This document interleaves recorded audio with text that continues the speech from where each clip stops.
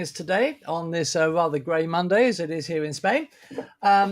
We're here to share with you the Orion flyby of the moon. And as you may be aware, the Orion spacecraft was launched atop the NASA SLS rocket last week and has been making its way to the moon ever since. Now, Orion is on a mission. Really, it's a test mission to test the spacecraft, to test going into orbit around the moon. So it's really exciting because this is the first stage in NASA's program to put humans on the moon later this decade, although we're not exactly sure when, of course. But a good estimate would be somewhere around 2025, 2026, if all goes well. So the Orion spacecraft is approaching the moon. It's due to do its closest flyby, getting within 80 miles of the lunar surface in about half an hour. So what we're going to do now is go over to the NASA stream. And there's a lovely image currently on the NASA stream of the Orion spacecraft with Earth in the background and the approaching moon. What do you think of all this, Daz? It's fantastic. If you look at the view, Good morning and welcome to the Johnson Space Center in Houston, Texas. I'm NASA's Sandra Jones, and we're bringing you live coverage from Mission Control Houston of the upcoming outbound powered flyby, in which Orion will fly behind the moon and perform a burn utilizing the orbital maneuvering system engine, which was checked out on Tuesday following launch of Orion atop the Space Launch System. The engine has been performing well and has completed a series of additional expected trajectory correction burns, and all spacecraft systems are performing well now over 5 days into the flight of Artemis 1. Today we're in the white flight control room where Flight Director Rick LeBrode is leading the team on console for today's flyby and burn. Just moments ago, Flight Director Rick LeBrode pulled the team here in Mission Control, and we are go for the OPF burn. We do expect to lose signal of Orion as it travels behind the backside of the moon, as the moon will be blocking the direct sight to the Deep Space Network. We're tracking that loss of signal to begin just about 10 minutes from now at 6:25 a.m. Central and will last just over 34 minutes. While in the loss of signal, the outbound powered flyby will take place with the orbital maneuvering system engine at 6:44 a.m. Central. The outbound powered flyby will send Orion close enough to the lunar surface to leverage the moon's gravitational force and swing the spacecraft once around the moon toward entry into distant retrograde orbit. Following this, Orion will remain in the distant retrograde orbit for one long elliptical orbit around the moon, lasting about 6 days.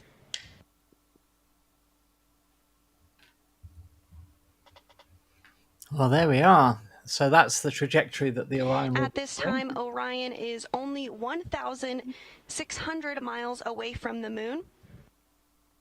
And you see this view on your screen as Orion continues to approach the backside of the moon, now traveling at over 1,776 miles per hour. And on the lower middle of your screen, you do see that's us, that's home. 232,000 miles away from Earth. Orion launched from the Kennedy Space Center in Florida 5 days ago. And we are now 25 minutes away from the outbound powered flyby maneuver.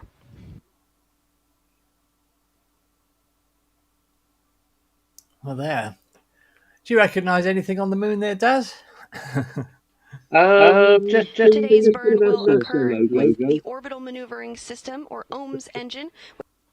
Sorry, what were we saying? Which has been used several times. I was just saying only the NASA logo. They've sent a board instance to them. Yeah, is that Mare Crisium swinging interview there? Dark spot. Big. Don't know. Something dark there. Anyway, this moment has been a long time coming, with years and years and years of delay and a massive overspend on the budget.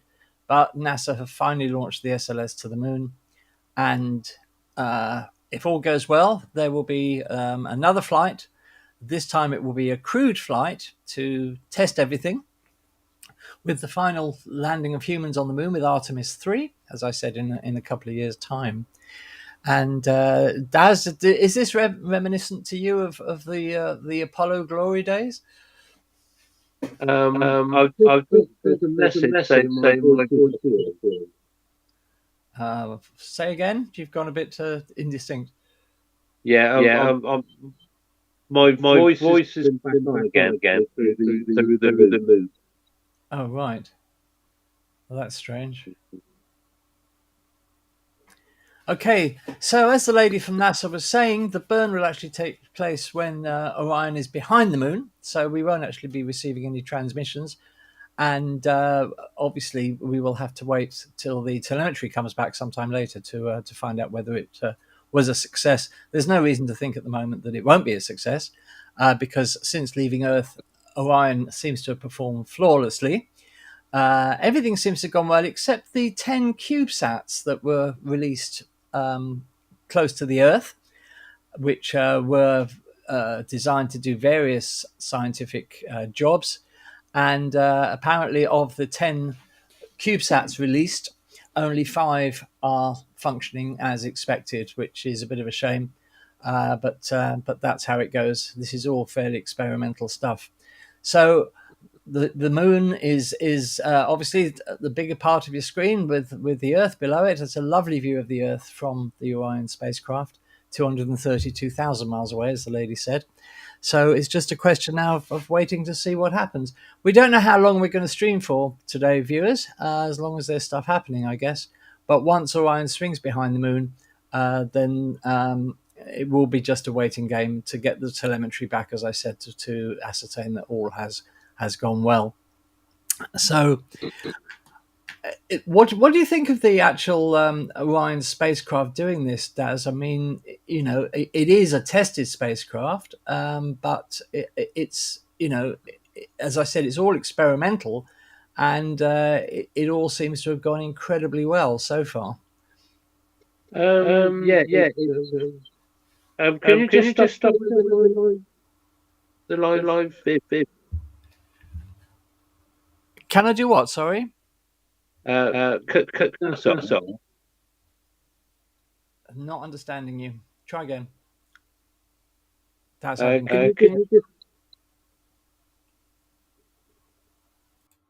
you just cut NASA off? Yeah. No, then that should be better. I hope people can still hear me. Yeah, you're coming through loud and clear. Okay, it's as you said. I think we're going to be successful with the. And Daz appears to have left us. Daz is, for some reason, having connection problems this morning. So we'll carry on. I'm just going to put the NASA live feed back on so that you can see what we're talking about. So we're looking at obviously part of the Orion spacecraft there. The Orion spacecraft is the successor to a long stream of stop-start missions or programs to get back to the moon. The Ares program, the Constellation program. These were all forerunners. And the Orion spacecraft was originally developed for that. It consists of a crew capsule and a service module. The service module is European, built for NASA by the European Space Agency, and that equally has performed well so far. And I'm just going to put the audio back on for the NASA live feed, and let's listen to NASA. Elliptical around the moon, which will last about 6 days. Now, this is different than what was done during the Apollo program, when the spacecraft orbited much closer to the moon. Now, this orbit is called distant due to the high altitude from the moon. It's about 40,000 miles past the moon in its orbit. This is actually 30,000 miles farther than the previous record set during Apollo 13, and will be the farthest in space any spacecraft built for humans will have ever flown. This orbit is called retrograde because Orion will travel around the moon opposite the direction the moon travels around Earth. Okay, welcome back, Daz. Yeah. Can you cut NASA? Yes.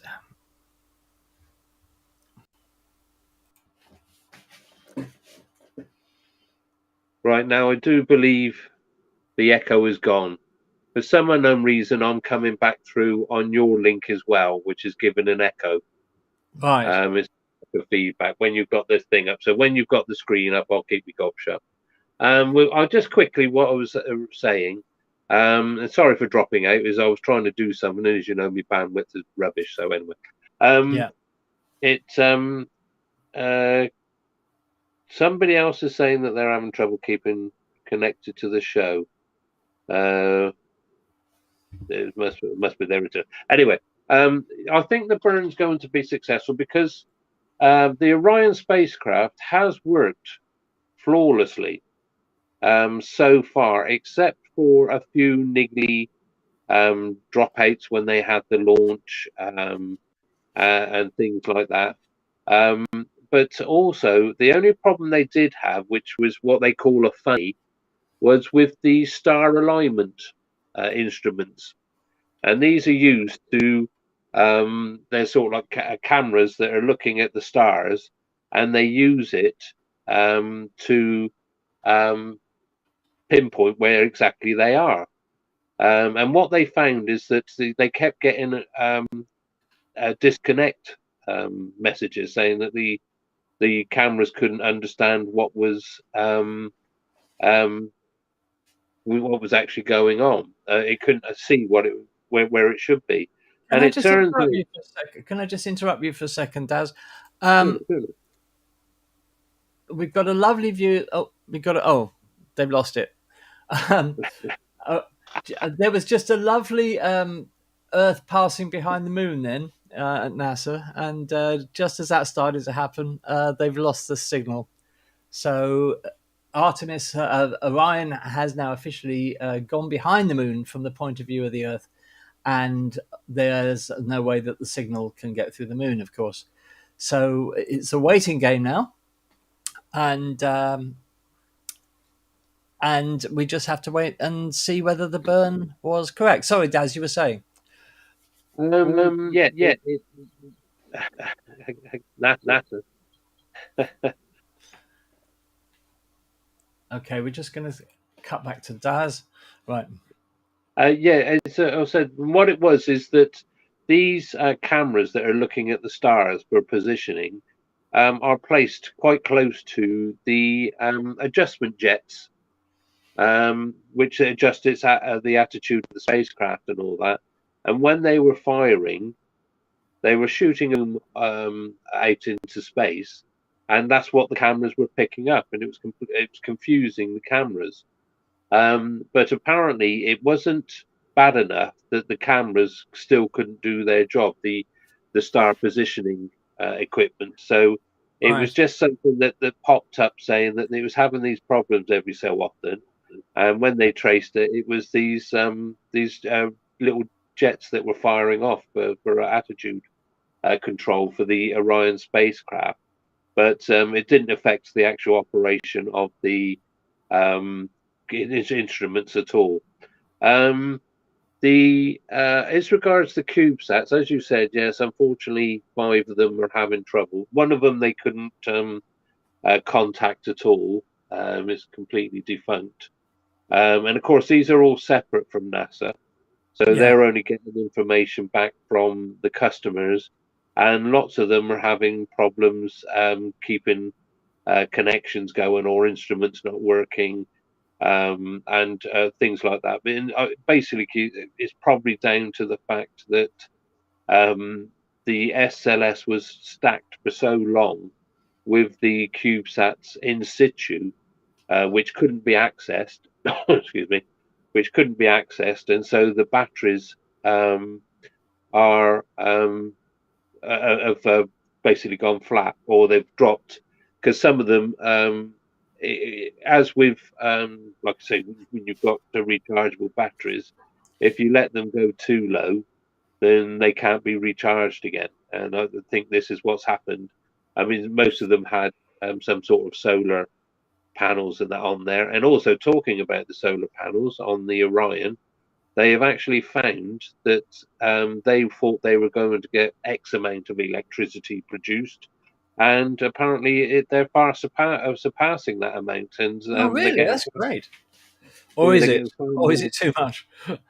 Oh no, because like they said, it just means that they can, they haven't got to worry about heating things up and keeping things under control.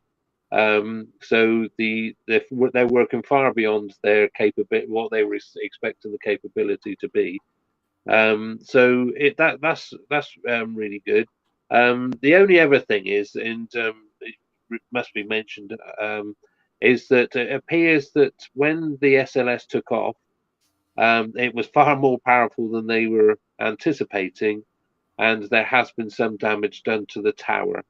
Yes. And one of the things it actually did, and I suppose you're going to do your usual joke again, is it Oh, blew yeah. blew the blast doors off of the elevator. And That's go on, Michael Payne. Yes, and it did more damage apart from that. And NASA are not actually allowing photographers to see the damage, to take photos of it at the moment, which is a little odd. So we just hope that there wasn't a lot more damage than they're emitting at the moment. But of course, it did blow the doors off the elevator, and of course, you're only supposed to blow the bloody doors off. That was a pretty poor Michael Caine impersonation. I mean, But it had unfortunately, to be said. It had to be said. So, so there we are. unfortunately, it did damage the elevator as well. So of course, they're trying to go through and assess any more damage that's been done.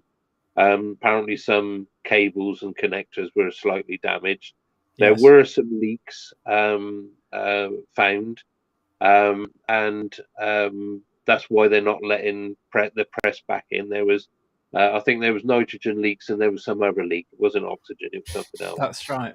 Yeah. So it's more than safety. And as you said, there is this thing about, and I think what it is because of some of the damage is exposed sensitive, how can I say, trade sensitive items that people don't want to be seen.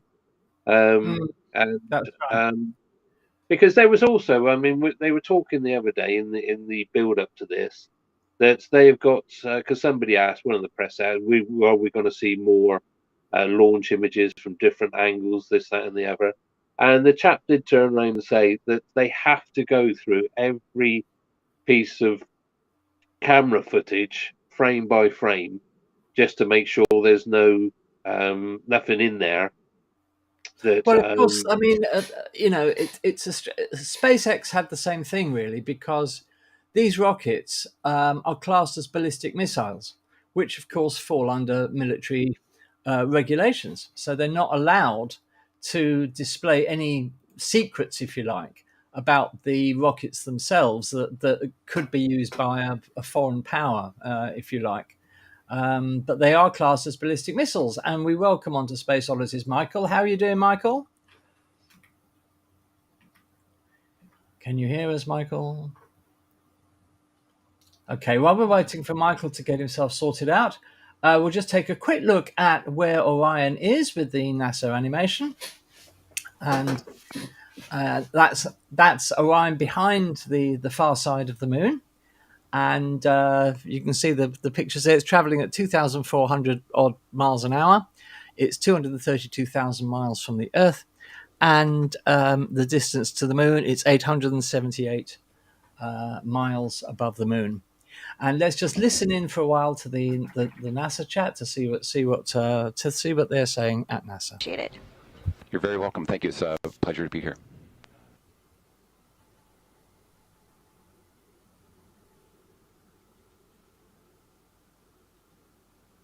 And we're going back to the animation, just as I said that.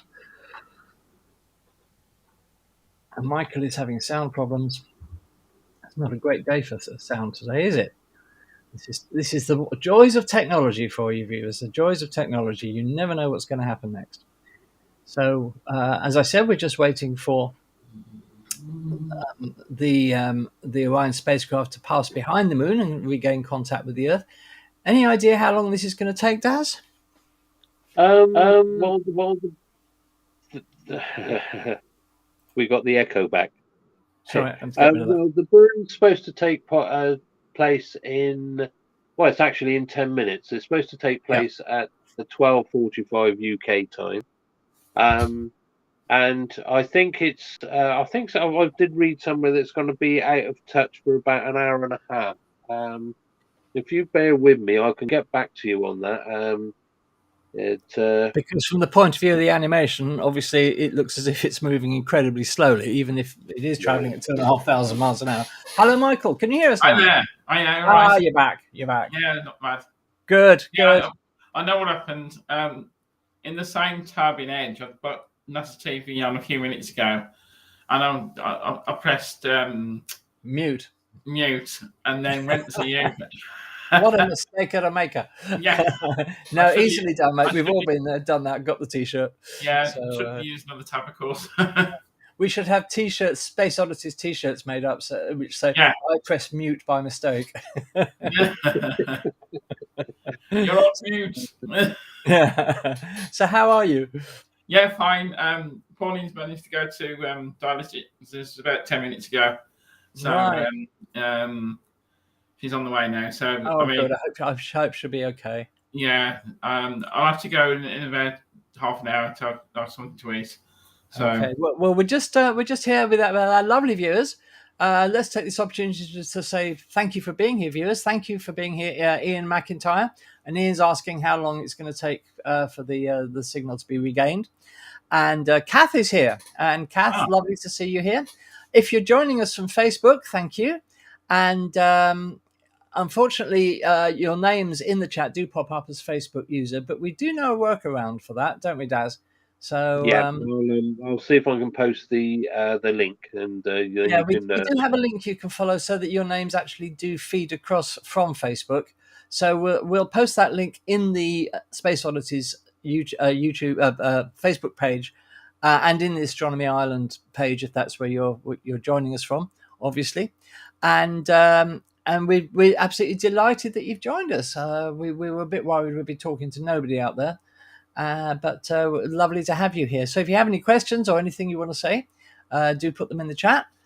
Thank you, Kath. It's lovely to be with you all here. Lovely comment from Kath there, guys. And Kath is one of us, if you like. She worked with us on Astro Radio. And unfortunately, due to one reason or another, she hasn't been able to join us on Space Oddities. But we'd love to have you, Kath, when you think you can do it, and we do miss you. So please do pop up and see us sometime. But you're always welcome here, of course, on our live events. So thank you for being here, and we hope all is well with you, obviously.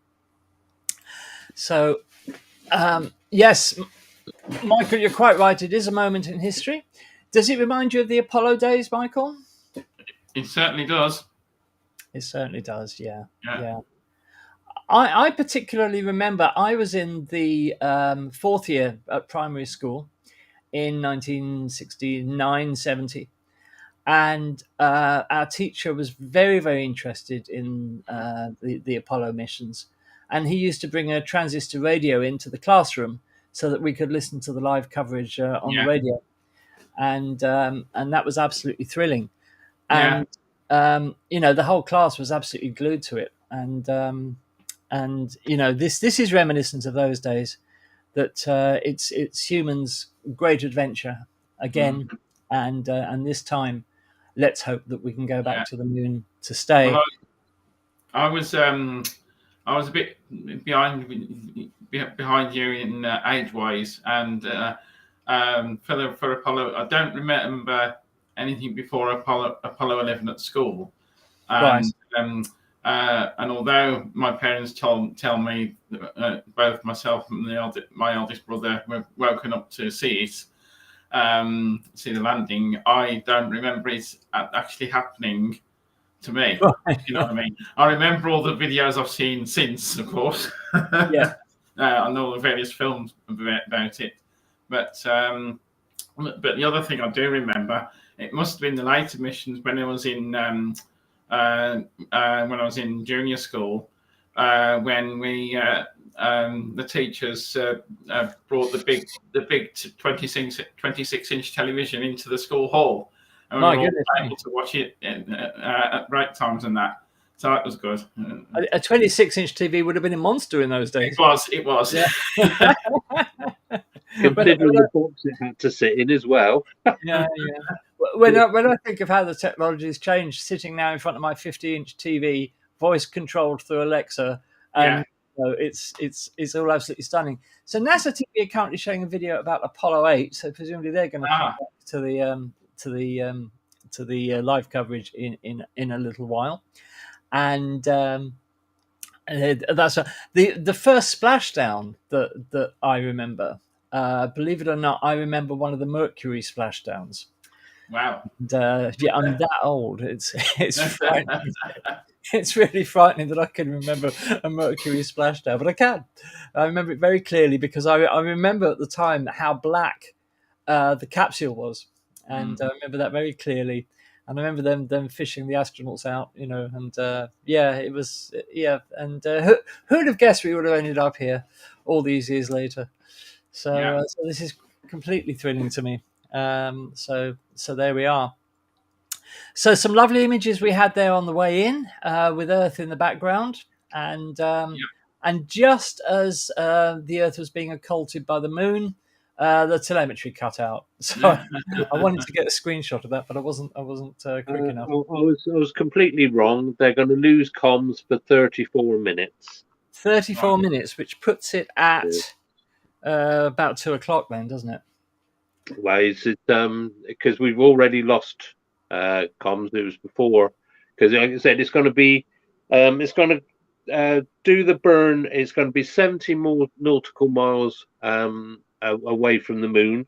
It's going to do its burn, and it's a 2.5 minute burn, and that's going to send it away from the Moon.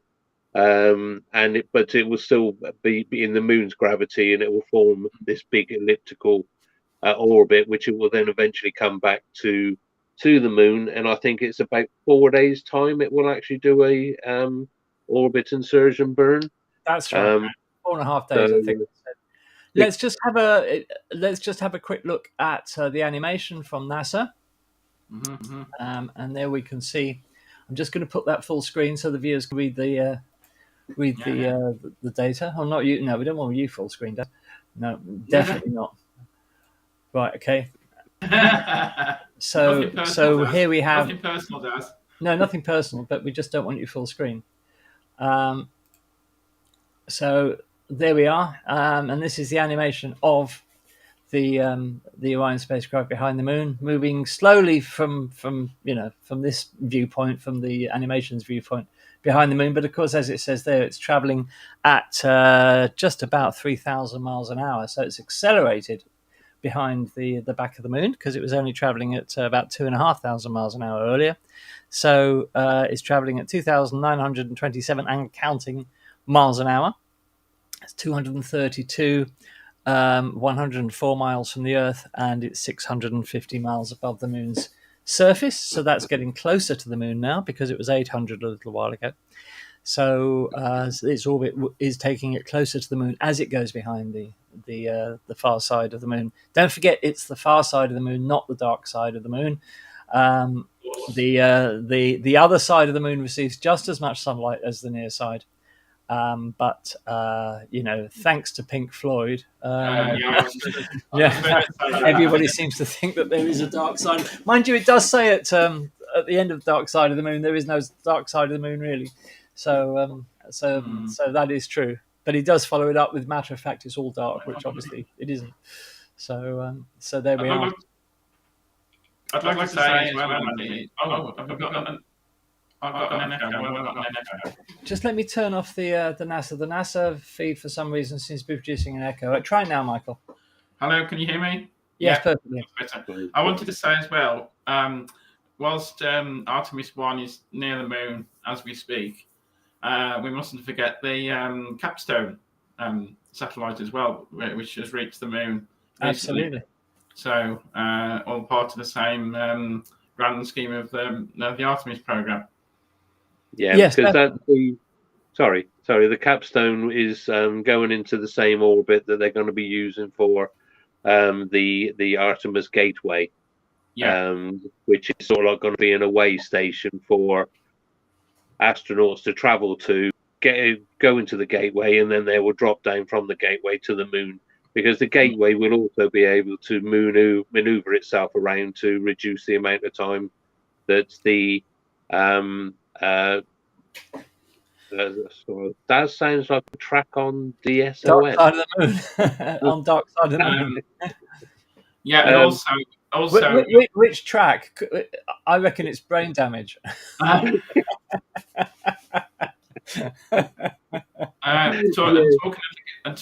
Talking of gateway, it's there's some news over the weekend that Japan has put in a big bid to provide services for the gateway system. Right. Yeah, so they're on board in a big way now, Japan. So I thought they were already on board, because yeah, but I think they've added some, other options, sort of thing. Yeah. Well, Michael, you probably know more about the ins and outs of this. Originally, the gateway was meant to be in place for the first crewed landings, wasn't it? It was originally, yes. But that's not going to happen now, by the look of it. No. So have NASA actually? I don't think they've actually specified when they're going to start building the gateway, have they? Not in space, of course, no. But obviously, the modules. I think one or two of the modules are already. But they haven't specified when it would actually be put together in. Yeah, that's right. Yeah. But of course, we know at least the first two moon landings will be the SpaceX Starship, won't they? Yes, that's right. That's right. So, but just for those of you who don't know what the gateway is a small space station that is intended to orbit the moon, to act as, if you like, as a transfer point between lunar orbit and the lunar surface.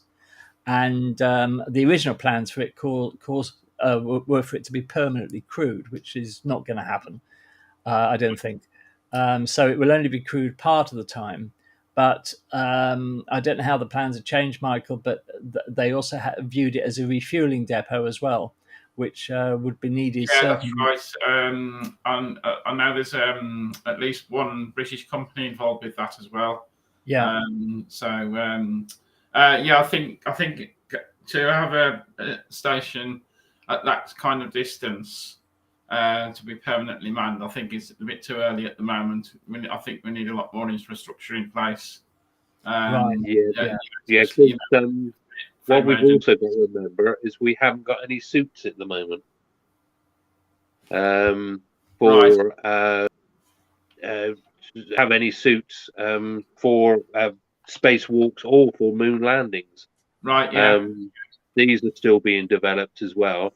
The gateway, if I remember rightly, was only going to be manned for, I think it's 4 months at best per year. So 2/3 of the year is going to be empty. Yeah.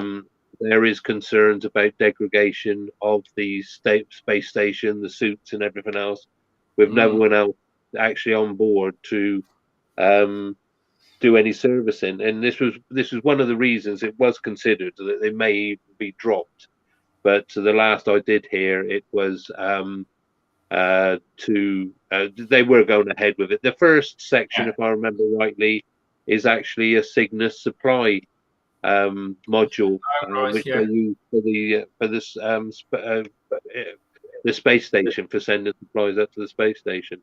That's going to be the core, and then they're going to add modules to it, which will probably be inflatable modules. There's going to be a gym on there. There's going to be a laboratory. Yes, there's going to be Mr. Lovell.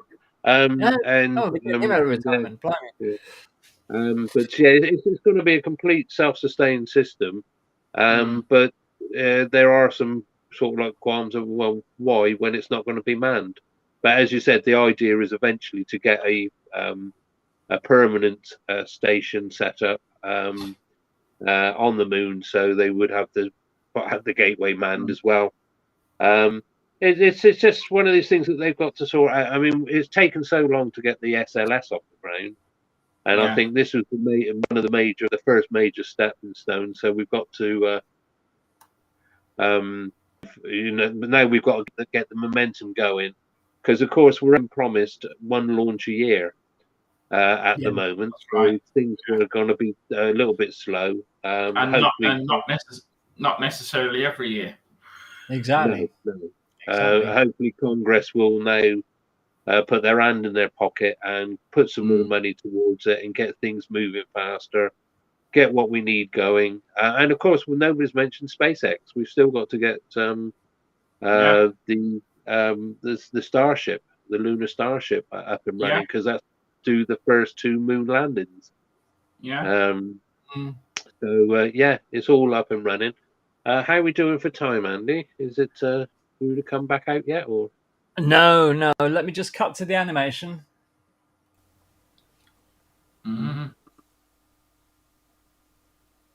It's difficult to ascertain exactly how far it's got to go from that, of course, because the moon's rotating, or the spacecraft is moving over the moon. But certainly, I would think maybe in about 10 minutes they might get the first telemetry back. But nothing going on at the moment. I don't know what happened there. My signal dropped out for a second. No, I haven't gone. So no, this happens to occasionally. I just lose the signal for just a second or so. Let's just go back to here. As you can see, not much going on in the animation at the moment. I can tell you that the spacecraft is now traveling at 3,350 and counting miles a second. And it's 232,000 miles away. And it's now dropped to it's now gone up again to 631 miles above the lunar surface. So that's what's happening at the moment. And Michael, you mentioned that for the gateway, they're going to need to put an awful lot of infrastructure or more infrastructure in place. Yeah. What I was mainly thinking of, obviously, with the ISS at the moment, there's always a lifeboat for each astronaut on board in case there was an emergency. I'm just wondering how they would do that when it's 3 or 4 days away at the moon, if there was an emergency on the gateway. Yes, indeed. Yeah. So I'm sure this is things they are thinking about, but to put all this infrastructure in place, of course, equates directly to more money. So it's just a matter of money. But I don't know if you saw my thing I put in what's it earlier. I saw another report which said for the money that NASA spends on space, the amount of money they spend, 3 times that amount goes back into the US economy. Well, it's actually more than that, because the Southwestern Research Institute in America did a study saying that for every dollar spent on space exploration, between $5 and $7 gets put back into the economy. I mean, figures vary, but whatever the figure is, space travel is a net boom to the economy. Because if you look at the Apollo days, when the Apollo program was employing directly or indirectly through contractors 500,000 people, and a lot of those are really highly paid, skilled jobs. And of course, those people have more disposable income, and that goes back into the economy. Yeah, that's right. So sometimes the benefits are not immediately tangible, but when we talked about space benefits on the Monday show a couple of weeks ago, the figure was something like 25 billion was spent between 1958 and 1969 on space exploration, which of course includes the run up to the moon landings. And by 1987, it was estimated that the 25 billion had actually managed to put 187 billion back into the economy through various means. So, the financial benefits are clear. So, viewers, if you haven't been watching our features about space benefits, when you get people on Facebook and other social media trying to tell you that it's a waste of money, you can just point to that it's an enormous boost for any economy, which is why many nations around the world are ramping up their space efforts. Most people, when they think of space exploration, think about NASA, possibly the European Space Agency as well. But worldwide, there are actually 76 national space agencies. And they are all ramping up their efforts because they have finally realized the benefits that it brings to their economy, to the health of their people through medical spin-offs, and et cetera, et cetera. So there we are. So nothing much going on. When we've spoken before about how it affects the economy, every state in America has its finger in the NASA pie. Absolutely. Because you're talking about from the big boys like Boeing, Northrop Grumman, which have all over the country, but also you're going down to places like Walmart. I suppose it's where they buy their sandwiches. I don't know. But literally, it is when you look at the list, you can go online and there is if you look at how it's distributed, every state in America has its finger in the pie, and it's adding to the economy all the time. But of course, it doesn't mean Congress couldn't give them a bit more to help things along. That'd be nice. Yes, absolutely. Just one thing. Those of you who have joined us for Facebook, thank you so much for doing that. We do appreciate it. Streaming to YouTube and to two Facebook groups is a bit of an experiment for us because we don't know who was there and who's going to be watching. So thank you for being here. One thing I did want to say was we can read your messages from Facebook, so thank you for those. But unfortunately, our replies don't go back to Facebook. That's a technical limitation of the software. So we're not able to send replies back to the Facebook groups, to our group and to the Astronomy Island group. So we're going to say goodbye to Michael now, who has to dash off. So thank you for being here, Michael. Okay. We will see you this evening, I hope. Yes, we'll do. Yeah. And I hope you've got some more space news for us this evening. Yes. Great. We shall look forward to it. All right. I hope Pauline's okay. And okay, thanks very much. See you later. Bye. Bye. So Michael is just disappearing. There we are. I've got rid of him. And we're just awaiting now for the telemetry to come back. Let's just have another look at the animation. And is there any sound from NASA at the moment? No, there's no sound from NASA at the moment. So we'll just sit and watch that for a couple of minutes. And the spacecraft is now 3,600. At this time of closest approach, Orion flying at a lunar latitude of 6.5 degrees and a lunar longitude of 120 degrees. Orion is fairly close to the equator at this time. There we are, fairly close to the lunar equator, so not that much longer to go, I don't think. There is a countdown. Oh, yes, there is. You're quite right. How come I didn't see that? They just put that there, I'm sure. 2 minutes to go. So let's just listen in for the last 2 minutes.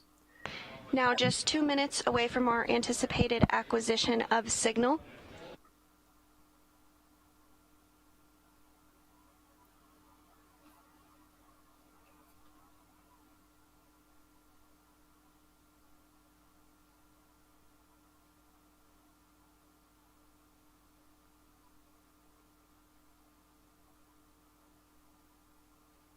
And while we're just waiting for that, we hope you can join us for our usual Monday live show this evening.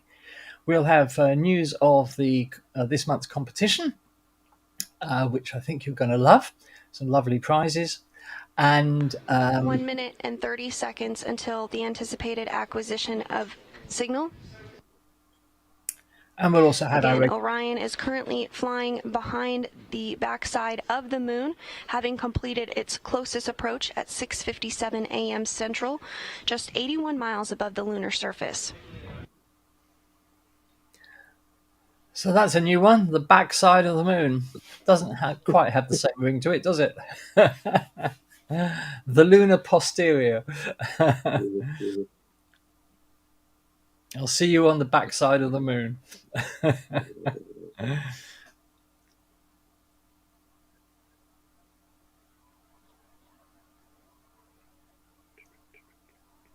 We will, of course, bring you further live events from this mission as they are covered by NASA.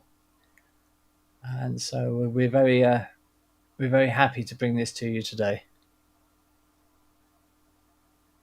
Less than 30 seconds rather, until our anticipated acquisition of signal.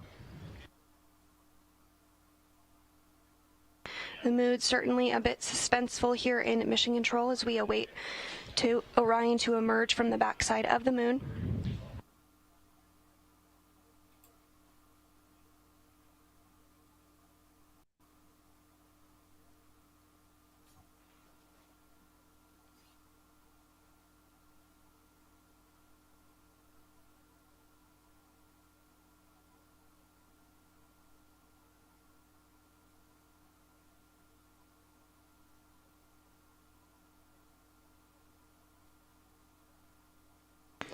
We're standing by for acquisition of signal.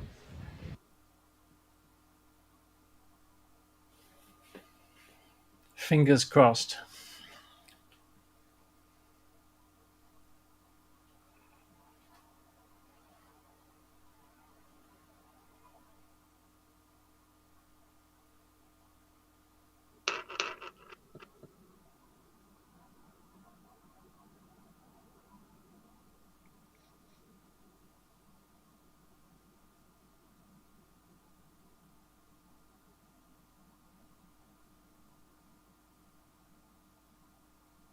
And look, there's the Earth. Wow, new image. And we do have confirmation of an acquisition of signal on the Deep Space Network in Goldstone.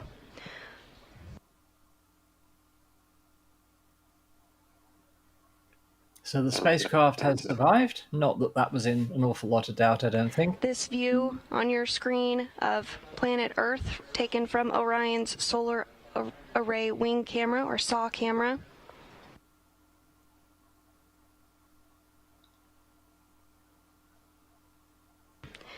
Standing on the shoulders of the giants of the Apollo generation, Orion now carries forward the torch of the Artemis generation as it emerges from behind the moon, an Earthrise of our pale blue dot and its 8 billion human inhabitants now coming into view. That's amazing. Absolutely amazing.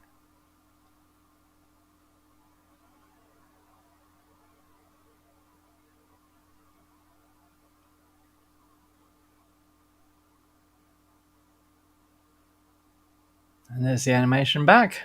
With the successful acquisition of signal from the Orion spacecraft, the team here in Mission Control, Houston, will evaluate the spacecraft systems to evaluate performance of the outbound powered flyby burn, which occurred 18 minutes and 50 seconds ago. Okay, so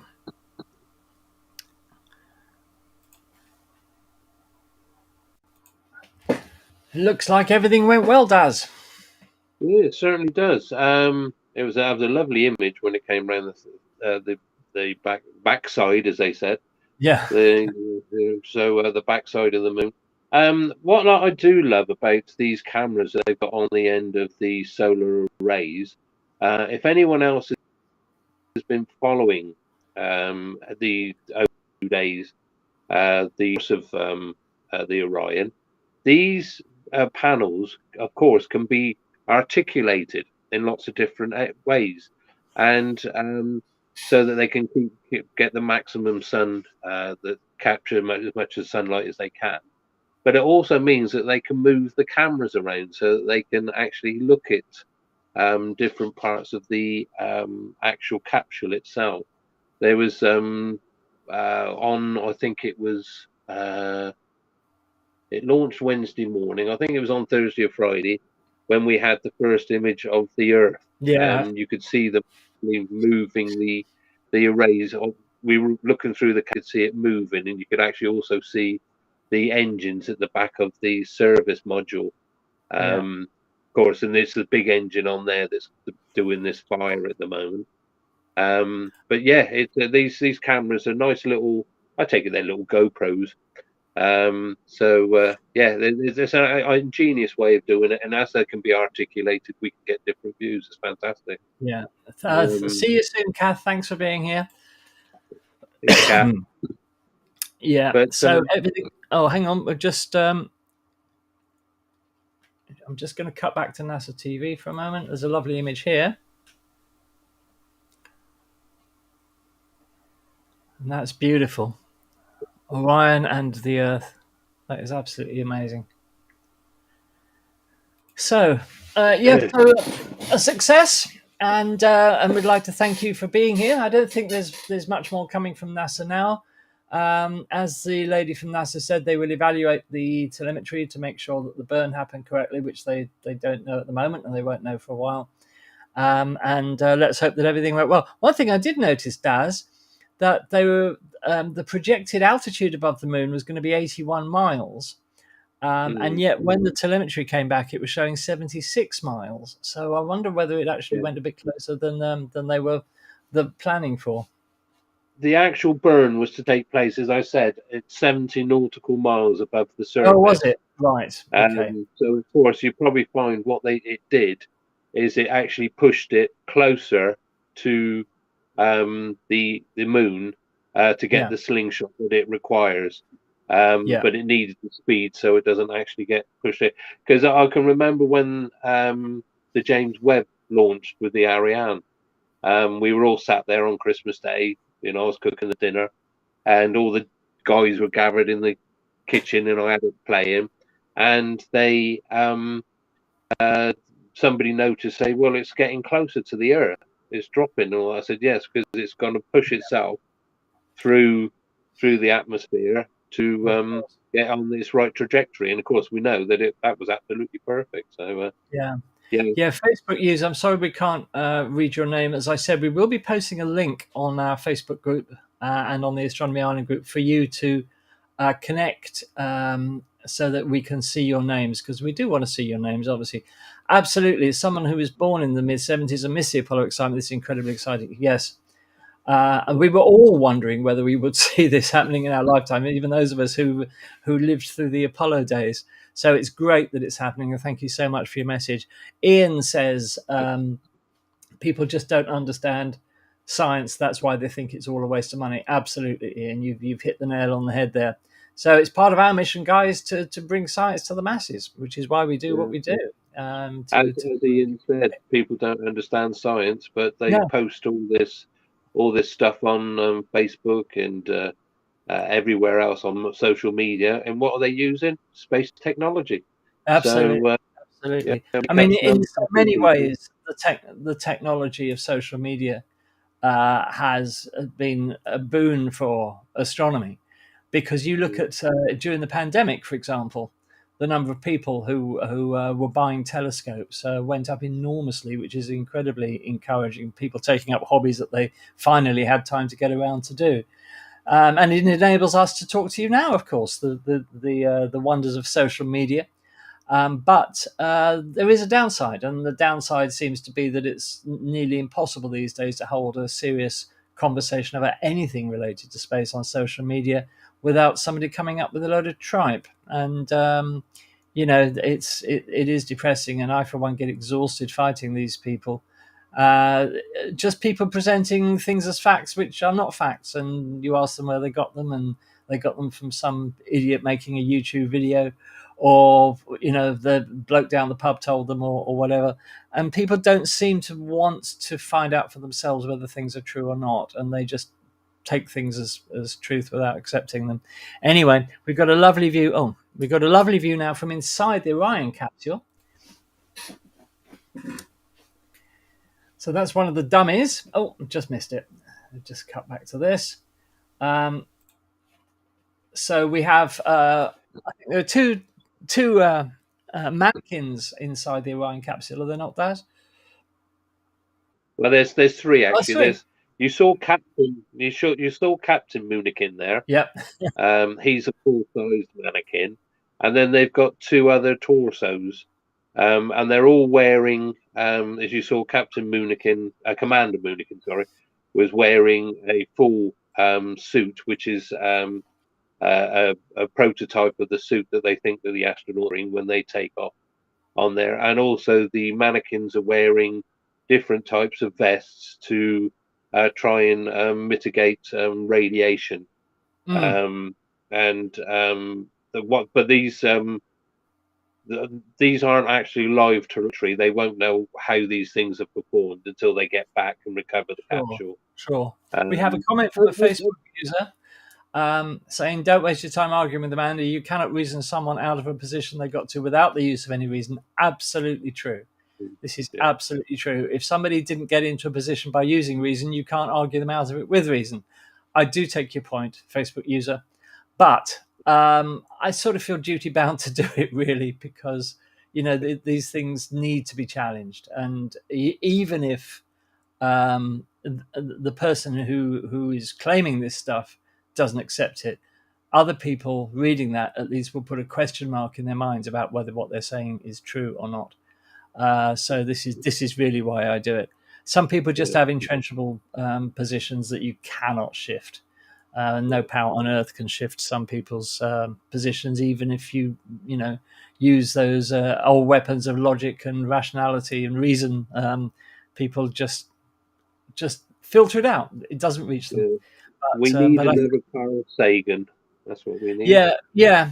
Well, even another Carl Sagan, I'm not sure would fit in with today's world, Daz, because it's all changed.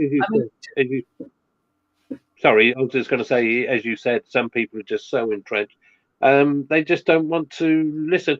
If it doesn't agree with what they're thinking, and there's nothing wrong with actually being wrong in your opinion. No. If you're willing to listen to logic, to other people's arguments, to everything else, and then come to a decision that way, rather than just read something on the internet by somebody who hasn't got a clue what they're talking about, or have got their own axe to grind, or they've got themselves into this position where they believe everything that they read. Then again, like you said, no matter who you are, you will never talk people out of that position. Absolutely. As soon as you say something they don't like, they usually, turn on you.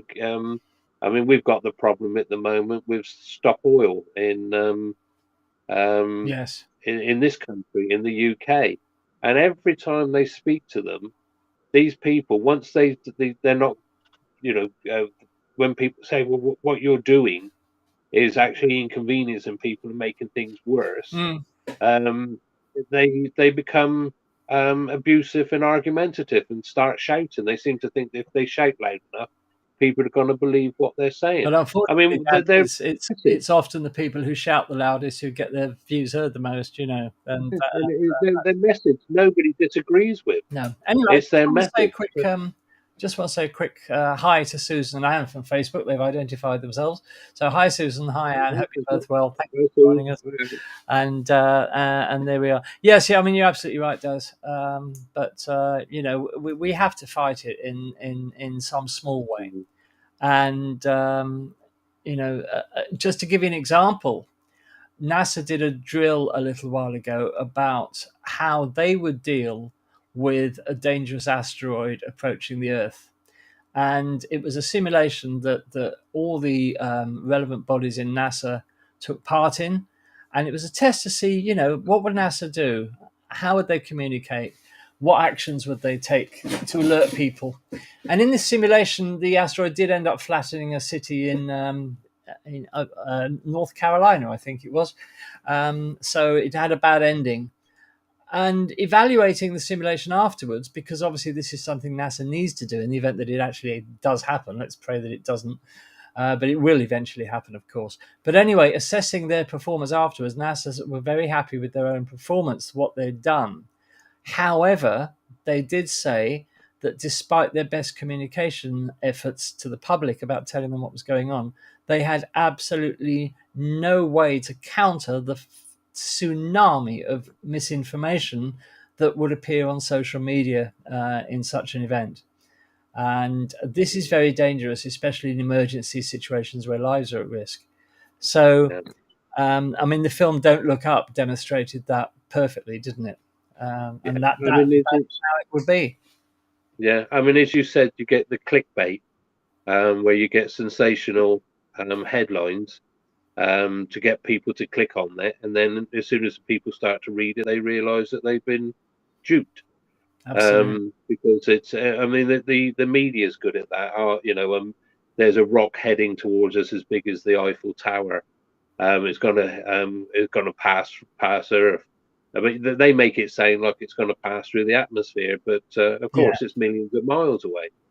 Well, and this is where we've got the tracking systems and all that, so we know that we're not that these things aren't going to hit. But as you were talking about that that rehearsal that they did, I have actually got all the protocols that came out of that, and how they would respond, and what the US would, how the communication systems work, and who reports to who, and things like that. I've got that all on the computer, and it makes interesting reading. I'm sure it does. But as you said, one day we are going to have it, and it's how we deal with it. And of course, this is what the DART mission was all about. Can we move these things? And it looks like we did pretty well. Pretty damn well.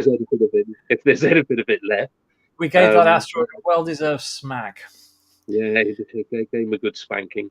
And hang about, I might get blocked. Yeah,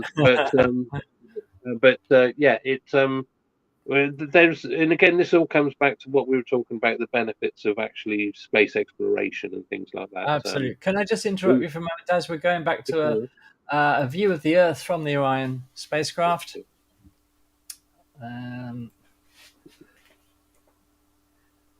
There you are. That's where you live, folks. That's where it's all at. Everybody that has ever lived, everything you've ever known, is there. I'm wondering. Yeah. Okay. Yes. Can't see you there, Daz. Oh, hang on. They've lost us. Oh, it's back to mission control. Nothing going on as far as NASA is concerned. Just a few more views. So I think we'll call it a day for today. Thank you so much for joining us. We do appreciate it. We're thrilled, aren't we, Daz, that we do get some viewers in the middle of a Monday. So that's really nice, and it's really much appreciated that you've spent your time with us today. So thank you for being here. We will, of course, see you at 8 p.m. UK time tonight for our normal Monday show. We'll be announcing results of our monthly details of our monthly competition. And we shall also be telling you about a calendar, the official Space Oddities 2023 calendar that Daz and I have been working on. And we'll be telling you all about the details of how you can get hold of one later today. And I think you're going to love it. So there we are. We've also got regular. I enjoyed the photo shoot because it's all the panelists, with our shirts off, lumberjack pose and things like that. Enough it's going to be enough of your fantasies, mate. I keep telling you about this. Dear me, there's no stopping him when he gets going, is there, viewers? Anyway, we'll also be having, of course, our regular features, our viewers gallery, which was held over from last week because poor Rachel was poorly last week. And she's a lot better now. So we look forward to welcoming Rachel back tonight, if she can make it, of course. And we'll also be having, of course, Roger the Pirate's Sky Guide to guide to the night sky this month. And we've got some other stuff lined up as well. So we hope you can join us later at 8 p.m. UK time here on the Space Oddities channel on YouTube, live on our Space Oddities Facebook page, and live on the Astronomy Island Facebook page as well. And again, a big thanks to Astronomy Island for letting us invade their territory like that, which we do really appreciate, guys. And tonight's programme, as ever, will be brought to you with the kind assistance of Rother Valley Optics, who sponsor our programmes. So a big shout out to them as well at Rother Valley. Hope you're well, guys, if you're watching. All right, then. Thank you so much for being here. So it's good night from me. Good night good day from me. It's a good day for me as well. You're no fun. I didn't know the time difference was that much, Andy. All right, then. Take care, viewers. Enjoy your Monday, if that's possible with a Monday. And we'll bring it to an end. And I'm going to dash out shortly because it looks like it's about to start peeing down with rain. And I've got lots of washing on the line. So there we are. All right. Thanks for being here. Thanks for sharing. You've been watching the Orion Flyby of the Moon. All seems to have gone well. Yeah, all seems to have gone well with the flyby.